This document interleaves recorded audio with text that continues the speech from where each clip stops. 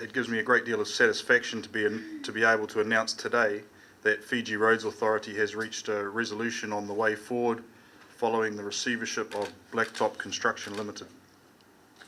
As most people are aware, Blacktop were the maintenance contractor for the Northern Division when they went into receivership a little over 2 months ago.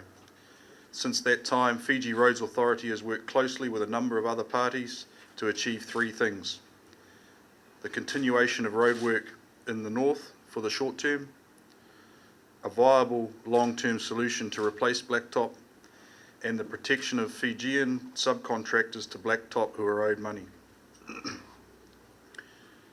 In regard to where to from here for road maintenance in the north, I'm very pleased to announce today that Fulton Hogan Highways will take over the northern maintenance contract, effective from Monday 18th of November. Fulton Hogan Highways were one of a number of contractors who responded to the receiver's call for expressions of interest. They are committed to bringing in more resources, and a new contract manager will be arriving in Vanuatu over the weekend. They take over the contract on existing terms and conditions, which means the competitively tendered prices in the existing contract remain in force for the duration of the contract. I'd like to acknowledge the former Blacktop staff here in Fiji who have struggled with a serious lack of resources and support over the past few months, but who have persisted in their work despite the challenges. The future now looks very bright for them as they welcome a new employer who will bring quality training and development opportunities for them. I'd also like to acknowledge the goodwill of the many subcontractors who have continued to work even though they are still owed money by Blacktop, in some cases significant amounts of money, which brings me to the second part of today's announcement. Blacktop left a trail of bad debt in Fiji. They owe millions of dollars to local businesses.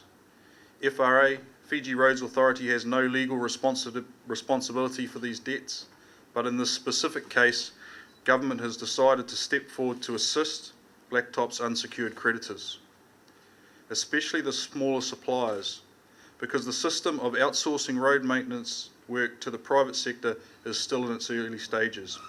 Many of these suppliers and subcontractors could not yet have been expected to fully understand their liability under the new structure, and were therefore not in a position to fully assess their commercial risk.